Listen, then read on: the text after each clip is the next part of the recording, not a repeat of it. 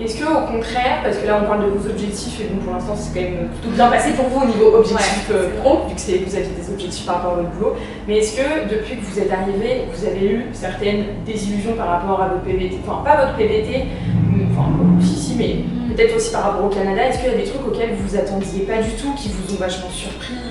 Bon, ce qui est cool, c'est que du coup vous avez quand même deux visions différentes parce que Paloma est là depuis quand même moins longtemps, donc tu vois, elle a un œil un peu plus neuf sur la question. Je sais pas si vous avez eu des illusions. Non, pas forcément. Mais peut-être tu vois, des choses qui t'ont surprise auxquelles tu t'attendais pas du tout, par exemple. Je sais pas, c'est question ouverte. Ouais, pour l'instant, là, je te dirais que j'en ai pas rencontré, je pense. Ok. Peut-être le fait. Peut-être si, en fait. Peut-être au niveau de l'habitation, genre du logement. Ouais. Je pense on pense que c'est facile, mais je te dirais que ça dépend avec le marché, je pense. Ouais. Du logement, c'est de moins en moins compliqué. Ouais. C'est de plus en plus compliqué. Ça devient compliqué quoi. Ouais, le seul point. Ouais, le seul point. Et moi je pense que c'est l'ambiance du travail qui est très bonne. Franchement, en fait, travailler au Canada c'est vraiment un plaisir. Ouais, donc ça va il n'y a pas de stress, mais il y a beaucoup de non-dits peut-être en entreprise et ça peut perturber certains Français, après je sais pas en Belgique, mais qui ont l'habitude des supérieurs qui sont plus crus, qui vont dire les choses, qui vont... de ce point-là c'est une désillusion, je suis d'accord. C'est ça, qui vont être très cash, alors qu'ici on y met peut-être trop de forme et du coup ça peut être très perturbant en fait pour les Français. C'est vrai. Alors c'est pas pour faire de généralité, mais je pense qu'on parle de notre expérience, je trouve qu'en fait, en entreprise, ils sont hypocrites dans leur boulot. C'est-à-dire qu'ils n'osent pas dire les choses. Tu vois, si tu as fait quelque chose de mal, ils vont pas venir te voir en disant voilà, clairement sur tel dossier, t'as foiré, voilà ce qu'on pourrait faire pour te rattraper. Enfin, il y a manière quand même de dire les choses de manière directe tout en mettant les formes. Et en fait, ils le disent pas jusqu'à ce que tu fasses une grosse connerie par exemple. Et ça c'est vrai que c'est un peu. Ça, après, je pense que c'est l'esprit américain. C'est dans le sens où ici c'est très facile d'être licencié. Par exemple, c'est pas du tout comme chez nous. Il n'y a pas de préavis. À ce moment, c'est ça. T'as l'impression que tout va bien parce que forcément on est très gentil avec toi, tout va bien, donc tu poses même pas de questions. Du jour au lendemain, on va te dire, bah voilà, en fait, tu conviens plus, donc tu peux. C'est-à-dire que le cliché du carton et tu pars avec un carton de l'OPC, c'est totalement réel. Voilà. C'est pas le cliché le plus sympa, mais ouais, c'est totalement réel. C'est vrai que j'avais pas du tout pensé à ça. Comme désillusion, tu vois. Mais on peut dire avec le sourire. Ah, on peut dire totalement avec le sourire, c'est ça. Ça se finit bien. Ouais, c'est vrai que j'avais pas du tout pensé à ça. Ça, et aussi le fait, ça je m'en suis rendu compte pendant mon stage, mais genre, tu sais, t'as l'impression d'être hyper proche de tout le monde, mais ça c'est, je pense, avec tous les Québécois. C'est dans le sens où, tu sais, tout le monde est très amical avec toi, etc. Très friendly, Mais je pense que ce serait pareil chez nous, tu vois, c'est juste que toi t'es étranger, t'arrives dans le pays, forcément, ils ont déjà leur cercle, ils ont déjà leur famille, ils ont déjà tout. Donc pourquoi est-ce que toi, petit belge ou petit français, est-ce que t'inviterais genre une soirée ou quoi que ce soit? Donc c'est pour ça, d'un côté on nous en veut entre guillemets de rester entre expats, mais d'un côté non, je suis d'accord. C'est vrai que moi quand j'étais en master, alors moi j'étais dans un master qui était hyper international, vu que j'ai fait un master en études internationales. Voilà, ça veut dire qu'il n'y a pas de j'étais aussi bien avec des Français qu'avec des Québécois, il y avait des Colombiens, il y avait des Chinois, il y avait des Suisses, il y avait vraiment pas mal de nationalités. Et c'est vrai que finalement, de ce master, j'ai toujours des connaissances de ce master qui sont québécoises, mais j'ai pas d'amis de mon master qui sont québécois. La caméra a bugué, donc s'il y a eu un petit changement de cadre et tout ça, c'est totalement normal, mais du coup, on recommence. Voilà. Donc la caméra a coupé au moment où on allait passer à une autre question qui était au niveau des appréhensions avant de venir en PVT. Donc j'allais demander à Laura et Paloma quelles étaient leurs inquiétudes par exemple avant d'arriver en PVT au Canada. Moi c'était plus par rapport du coup au cercle qu'on se crée ici, savoir à quel moment, comment est-ce que tu vas connaître de nouvelles personnes, comment est-ce que tu vas te recréer entre guillemets un cercle. Mais c'est le seul truc que j'avais comme appréhension, je te dirais. Ça et pour le boulot, mais ça s'est fait très rapidement. Ok, d'accord. Et toi, Paloma?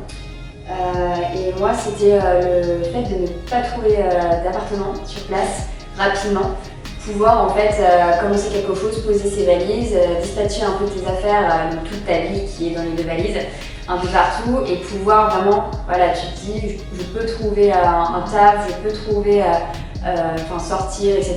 Si t'as pas de logement, c'est tout de suite plus compliqué. C'est vrai, quand t'arrives, t'es un peu dans ce truc de genre, ok, bon, je viens d'arriver, mais T'as pas de chez toi. T'as pas de chez toi. T'es juste, comme tu disais, avant ça coupe, t'arrives avec tes 2 valises et bah, faut que tu fasses un peu vite pour te recréer un peu ton endroit, avoir tes repères et pas avoir l'impression de vivre en camping, quoi. Ouais, c'est sûr. Et finalement, comment ça s'est réglé pour vous, ces appréhensions? Genre, est-ce que c'est des appréhensions que vous avez eues pendant très longtemps? Est-ce qu'elles se sont vérifiées à un moment ou finalement pas du tout? Non, pas du tout, mais pour le coup, je suis sortie pas mal de ma zone de confort dans le sens où c'est pas un truc que j'aurais fait en Belgique par exemple, mais là il y a plein de groupes vélétistes partout, de tous les côtés, t'as des noms différents, mais c'est la même chose en soi. J'avais posté un message sur Facebook en demandant, bah voilà, moi je vais à cet événement-là, c'était Montréal en Lumière, d'ailleurs c'est au mois de janvier. Et c'est comme ça que j'ai rencontré mon premier groupe de potes, et au final, ce groupe-là, tu connais d'autres gens par-ci, par-là. Les gens se présentent vachement. C'est ça. Ouais, ça va super vite. Et toi, pour l'appréhension du logement? Et moi, en 4 jours, ça s'est fait. Ça va, pas trop d'impression. En fait, selon la période où vous arrivez, où vous comptez arriver, il y a plus ou moins de demandes, plus ou moins d'offres. Mais la période où je suis arrivée, en septembre, beaucoup de gens quittaient leur appartement. Donc, première visite, finalement, ça l'a fait. Et puis même par la suite, si vous changez d'avis, si vous choisissez d'aller dans un autre logement, ça se fait très bien à travers Facebook, Kijiji, de nombreux sites. Franchement, vous avez plein de possibilités.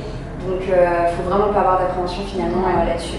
C'est juste que c'est un peu frustrant au début parce que tu visites plein d'apparts ou des colocs et puis t'as envie forcément d'avoir quelque chose. D'avoir quelque chose vite, ça c'est sûr. Je voulais savoir aussi, selon vous, quels étaient les avantages et les inconvénients à faire un PVT au Canada. Genre quels étaient les côtés positifs et les côtés négatifs depuis que vous êtes arrivé, que vous avez vu en fait, à faire un PVT et au Canada plus spécifiquement.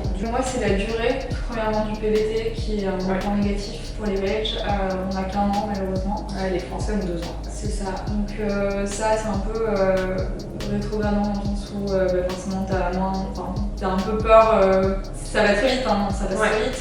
Et si t'as pour objectif de rester, il faut vraiment vouloir. Donc c'est ça, et aussi le fait que dans le milieu professionnel, forcément, même s'ils sont tous sourires et très très gentils, je dis pas le contraire, je les adore. Mais c'est vrai que c'est plus compliqué de lier des liens avec des Québécois qui ont déjà une famille, qui ont déjà leurs amis, qui ont tout et qui forcément cherchent pas forcément à ce que un petit étranger vienne ça. C'est vrai. C'est sûr que c'est plus. C'est pas impossible, parce que moi j'ai des potes québécois, mais ça prend plus de temps de se faire ami avec des Québécois. Donc c'est un inconvénient pour le Québec, bien sûr. Parce qu'ils ont des appréhensions aussi sur. C'est ça. C'est vrai que Montréal c'est une grosse plaque tournante, il y a beaucoup de gens qui viennent en fait pour des périodes assez temporaires quoi. Donc au bout d'un moment je peux comprendre que ça puisse être un peu chiant d'être toujours la personne qui reste à dire au revoir. Donc c'est sûr comme moi. Et moi, j'ai pas spécialement de points négatifs à relever en un mois et demi de place de PVT. Mais un vrai côté positif, c'est que vous pouvez être sûr que vous pouvez vous trouver un équilibre ici en fait. Il suffit que vous ayez la motivation de travailler, de bouger de partout, de rencontrer de nouvelles personnes, de voyager, etc. C'est possible. Vous avez juste à essayer peut-être une deuxième fois et vous y arrivez. Travailler dans sa branche, ça c'est encore autre chose selon le réseau et selon le type de travail.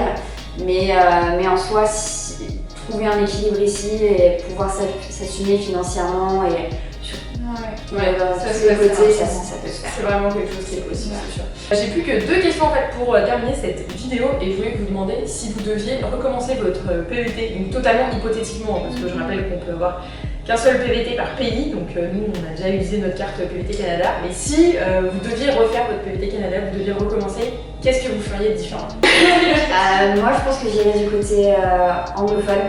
Je resterai pas dans ma zone de confort, faut le dire ce qui est. Au Québec, j'irai peut-être à Toronto, Vancouver, ce genre de choses.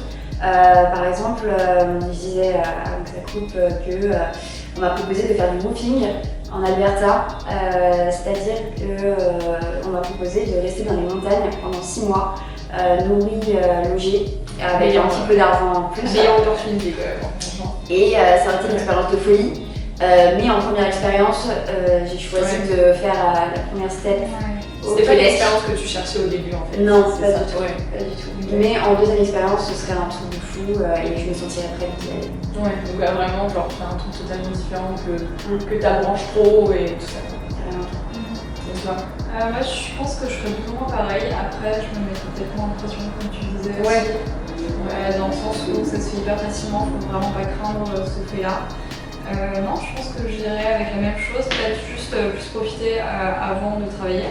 Parce que clairement, si tu as pour objectif de rester, après par la suite, niveau congé, on n'a pas de congé. Donc, je pense que c'est important d'en profiter avant si jamais tu as des objectifs autres que le travail. Ouais, moi c'est vrai que c'est ce que je disais. Je pense que si moi je devais faire mon PVT, je me foutrais beaucoup moins la pression par rapport au fait de chercher un boulot parce que comme je voulais faire ma résidence permanente et que j'avais besoin d'avoir un an d'emploi, je me suis vraiment mis la pression pour trouver un boulot et tout ça. Alors que finalement j'aurais très bien pu trouver juste un petit boulot au début ou juste voir avec les opportunités, les occasions qui se présenteraient. Je pense que je ferais plus comme ça parce que du coup en fait, j'aurais pu avoir plein d'opportunités hyper différentes. Non, moi je pense que ce que j'aurais fait, si je devais recommencer mon PVT, je me serais pris 6 mois et j'aurais fait, parce que j'ai mes copines du blog Nomad Junkies qui ont fait ça, j'aurais fait la traversée du Canada en van. C'est sûr j'aurais fait ça. Et je me serais fait toutes les provinces, ça m'aurait été trop bien. Après voilà, c'est totalement hypothétique, mais un petit road trip en van et juste pas arriver avec d'objectifs pro comme là. Après je voudrais pas du tout d'être venue avec mes objectifs pro parce que voilà, il y a quand même, c'est ça. Puis il y a quand même un peu une suite derrière par rapport à la résidence permanente et tout ça, mais j'irai en mode beaucoup plus spontané quoi. Et pour la dernière question de cette vidéo, ça sera du coup plus vraiment par rapport au Canada, mais par rapport au PVT, parce que on a quand même beaucoup d'accords de PVT pour les Français et pour les Belges, même s'il y a quand même quelques PVT de différence. Si vous deviez faire un autre PVT dans n'importe quel pays où il y a des accords, ça serait un peu. Je pense que j'irais dans l'Australie. C'est un pays qui me tente depuis des années et qui me faisait beaucoup plus peur en fait d'aller. J'ai plus d'appréhension, aucune idée pourquoi. Mais c'est un pays qui m'attire. Puis la Nouvelle-Zélande, et comme toi tu me disais aussi, du coup, que ça te dirait de combiner les deux. Moi je pensais plus faire l'un puis l'autre, mais c'est ça. C'est vraiment deux pays qui m'attirent vraiment par leur différence et leur chaleur aussi. Parce qu'on n'est pas très. On a eu la première neige qui n'a pas tenu. On a eu la première neige cette semaine. Et c'est ce que je disais. Moi j'aimerais trop me prendre un an et faire 6 mois de PVT en Australie, 6 mois de PVT en Nouvelle-Zélande, parce que c'est tellement loin que je me dis autant faire les deux d'un coup. Donc voilà. Et toi c'était quel pays déjà Et moi du coup ce serait le Brésil, parce que l'Amérique du Sud m'attire énormément. Là, clairement, ce serait le dépaysement total et je ne travaillerai plus dans le marketing, c'est clair, mais c'est une culture qui m'intéresse énormément et puis c'est complètement une autre vie. Mais c'est le côté passer complètement à autre chose, ça paraît fou, mais c'est génial d'avoir cette opportunité. C'est vraiment le côté zone de confort pour le coup. Toi, si t'allais en PVT Brésil, ça serait pas là comme un objectif pro que t'avais. Non, du tout. Je disais que si je devais faire vraiment un an de PVT dans un autre pays, parce que la plupart des PVT en fait c'est juste une durée d'un an, on a que pour le Canada, je crois pour les Français on a 2 ans. Je pense que j'irai en Corée du Sud. Parce que c'est tellement différent et c'est tellement une culture aux antipodes. Alors après, je pense pas que je bosserai là-bas, ou très peu, parce que je pense qu'avec la différence de langue et tout ça, c'est forcément peut-être plus dur de se trouver un boulot. Mais ça serait vraiment pour avoir un bouleversement culturel total, quoi. Donc je pense que j'irais dans un pays qui vraiment me dépayse, parce que même si le Canada, il y a quand même une différence culturelle avec la France, on n'est pas si dépaysé que ça. Il y a quand même, comme on disait, il y a la langue en commun. On a quand même des racines en commun, on va pas se mentir. Donc, même niveau expat, il y a quand même pas mal de gens qui viennent d'Europe. Il y a un peu moins de Belges, mais il y a pas mal de Français. Pas perdu, mais clairement, ça serait un truc à faire. Je trouve que c'est quand même une super opportunité qu'on a, à l'âge qu'on a, de pouvoir faire, avant nos 30 ou 35 ans, dépendamment du pays, pouvoir partir genre un an. Avec quand même des facilités pour avoir ce visa pour la plupart des pays. C'est sûr que nous pour les Français, il faut quand même être tiré au sort, mais je crois que j'avais vu une vidéo hier, une nana qui était partie en PVT en Australie, elle a eu son visa sur le site du gouvernement australien en 4 minutes quoi. C'est dingue. C'est un vrai travail. Donc c'est dingue, mais c'est accessible et c'est Ouais. super expérience. Non, mais le CVT c'est un truc de malade quand même. T'apprends, tu découvres des gens, tu découvres une nouvelle culture. Tu pars à l'aventure du jour au lendemain. Et c'est un plus même quand tu reviens en fait. Voilà, c'est un plus, t'as beaucoup appris, c'est marqué sur ton CV, t'as rencontré plein de gens, ça t'a ouvert l'esprit. Même pas le côté professionnel, mais c'est une expérience de vie en fait. Même si nous là on est dans des routines comme on avait en France ou en Belgique avec notre boulot et tout ça, je pense qu'on a quand même toutes les trois, même si on n'est pas là depuis le même temps, on a tous les trois appris quand même de ça, on a rencontré des gens. Et je pense que tu découvres en fait. Donc, c'est ça, c'est pas seulement découvrir l'autre, c'est aussi te découvrir toi. C'est ça. Et puis c'est juste une opportunité. Tu peux travailler pendant 1 an dans un pays, alors que la plupart des visas touristiques te permettent de rester 6 mois sans travailler. Donc ouais, je pense que c'est vraiment une chance à prendre. Et si le Canada t'intéresse pas nécessairement, il y a énormément de pays. Je mettrai dans la barre d'infos le lien vers le site pvtis.net où tu peux voir tous les accords de PVT qu'il y a pour le pays de tes originaires, donc français ou belge. Voilà. C'est déjà la fin de cette vidéo. On espère que ça vous aura plu, que ça vous aura un peu éclairé sur l'expérience de PVT, plus spécifiquement au Canada, donc que vous soyez français ou belge. Désolée pour mes amis suisses qui n'ont pas d'accord de PVT pour le Canada. N'hésitez pas à nous dire en commentaire si vous êtes déjà venu au Canada, si vous avez déjà fait un PVT, où est-ce que vous l'avez fait, et bien sûr si vous avez des questions par rapport au PVT au Canada. Français ou belge, justement, si on a une petite valeur ajoutée. Donc si vous avez des questions par rapport au PVT, que vous soyez français ou belge, n'hésitez pas à le mettre en commentaire. Et nous on se retrouve bientôt dans une prochaine vidéo. Ciao. Ciao.